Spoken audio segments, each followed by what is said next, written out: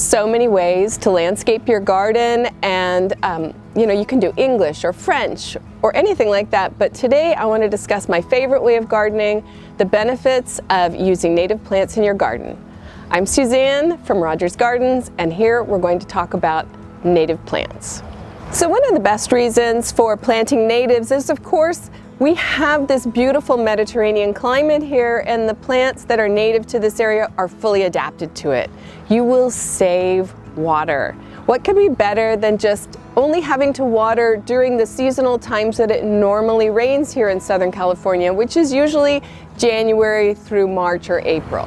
So native plants, if they're planted correctly, you want to make sure that you leave space for them to grow as large as they're going to grow, but they can be so low maintenance. I mean, just a little bit of pruning after they may go dormant or they may have flowered or something, but extremely low maintenance, and everybody wants a garden that's super easy to take care of. The great thing about native gardens is that there's going to be interest year-round.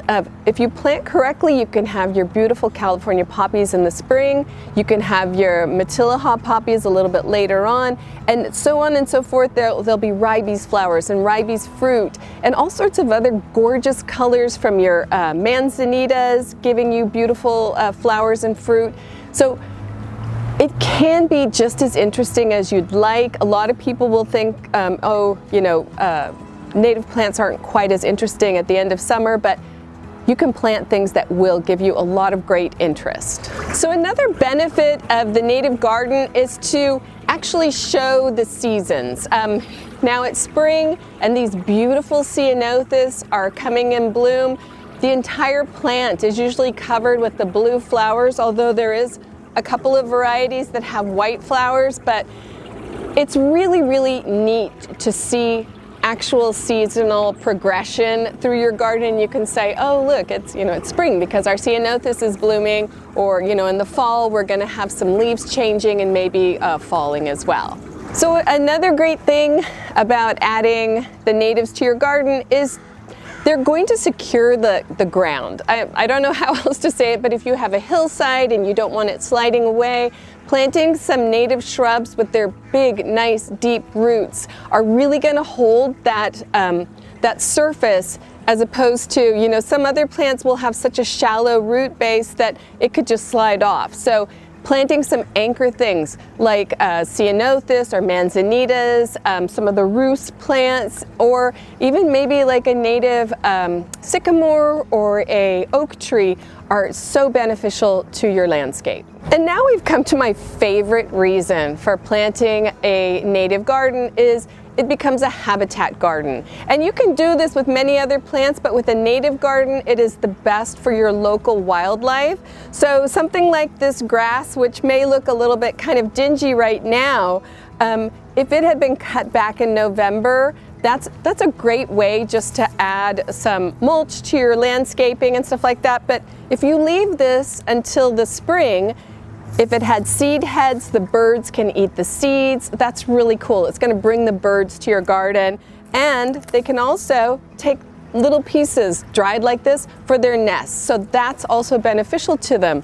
When you have shrubs, they can hide in there from other predatory animals. If you plant flowers like the ceanothus, you're going to bring in pollinators to your garden. And so just bringing a whole group of beautiful, wonderful birds and pollinators, butterflies, everything is going to make your garden a lot more lively. It'll make it so enjoyable to sit out there. And again, this, it may look a little scruffy, but it's a seasonal plant. If you don't like it looking this way, whack it back in November and it's just going to have beautiful green growth. But if you do leave some of the dead things here, know that it will attract more beneficial animals to your garden. So maybe you don't want to go full native garden. You can start easily by just tucking some plants in right now as you slowly progress towards having more of a native garden. Adding these native asters are so cute. It's a little ground cover and it'll spread all over. And this, again, it's a harbinger of spring. It is so pretty to see it in your garden, and all the pollinators will love it. You can also plant this beautiful native sage. This is a Salvia spathacea. It is called a hummingbird sage specifically because the big, huge flowers will attract all the hummingbirds. We have another beautiful native sage here.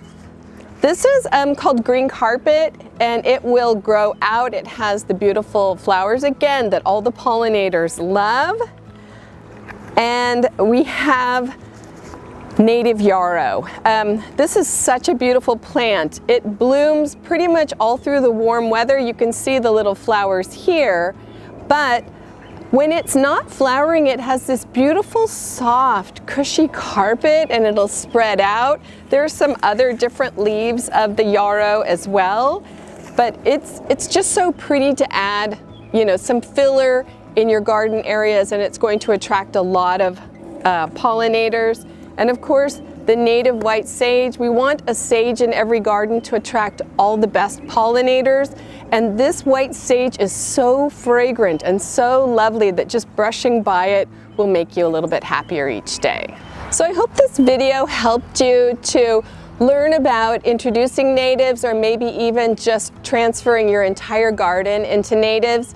There is nothing more beautiful than watching the seasons go with plants that are a benefit to your environment, to your soil, to your soul, to your life, and to all the little pollinators and birds that will enjoy your garden going forward. That's it for me today.